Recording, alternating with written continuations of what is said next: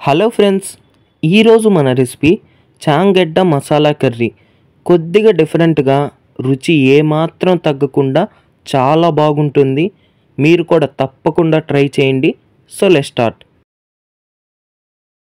ముందుగా 2 టేబుల్ స్పూన్ల నూనె పోసి హీట్ చేసుకొని ఓ చిన్న ముక్క అల్లం, 6 తెల్లగడ్డపాయలు, 1 ఇంచ్ పట్ట, 4 లవంగాలు, 4 యాలకులు, 1 టీ స్పూన్ సోంపు, 1 టీ స్పూన్ జీలకర్ర, 2 టీ స్పూన్ల గస్సాలు, 2 రెమ్మల కరివేపాకు, 2 మీడియం సైజ్ ఎర్రగడ్డ సన్నని తరుగు వేసి 2 నిమిషాలు మీడియం ఫ్లేమ్లో వేపుకొని తీసి పక్కనుంచుకోవాలి. ఇప్పుడు మిక్సీ జార్లో వేయించుకున్న ఎర్రగడ్డ మసాలాలు వేసి మెత్తని పేస్ట్గా మిక్సీ పట్టుకొని పక్కనుంచుకోవాలి.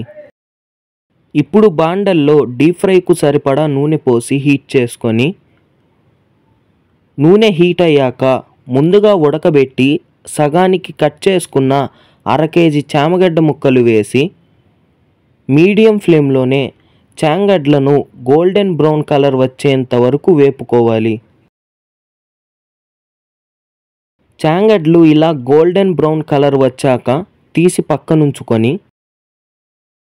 బాండల్లో 6 టేబుల్ స్పూన్ల నూనె పోసి హీట్ చేసుకొని 1 టీ స్పూన్ ఆవాలు, 1 టీ స్పూన్ జీలకర్ర, 2 మీడియం సైజ్ ఎర్రగడ్డ ముక్కలు వేసి ఎర్రగడ్డను వేపుకొని ఎర్రగడ్డ వేగాక ఓ పెద్ద టమాటా ముక్కలు వేసి బాగా కలిపి టమాటా మెత్తపడేంత వరకు మూత పెట్టి మగ్గించుకోవాలి.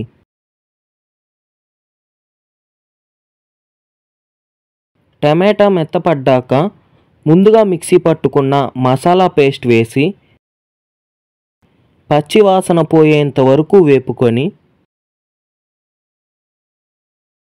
అందులోనే 1/2 టీ స్పూన్ పసుపు, 1 టేబుల్ స్పూన్ కారం, 1.5 టేబుల్ స్పూన్ ధనియాల పొడి, తగినంత ఉప్పు వేసి ఓ నిమిషం పాటు వేపుకొని 1 గ్లాస్ నీళ్లు పోసి ముందుగా వేయించుకున్న చాంగడ్డ ముక్కలు వేసి బాగా కలిపి 5 నిమిషాలు మీడియం ఫ్లేమ్లో మూత పెట్టి ఉడికించుకోవాలి.